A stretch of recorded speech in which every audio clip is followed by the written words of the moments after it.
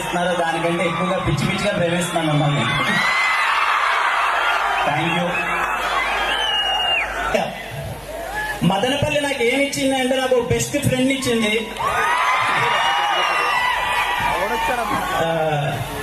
ఈరోజు కిరణపోవరం అనేవాడు ఇలా నిల్చుకొని ఇలా ఉన్నాడు అంటే is one of the main reason.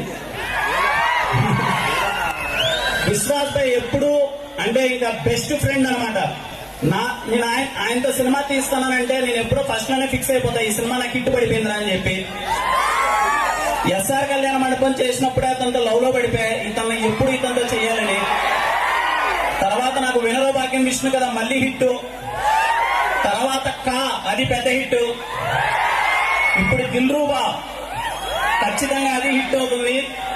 రాబోయే 3 సినిమాలలో 2 సినిమాలు ఆయన DOP.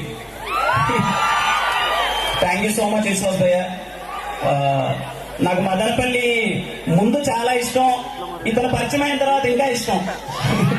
Thank you so much.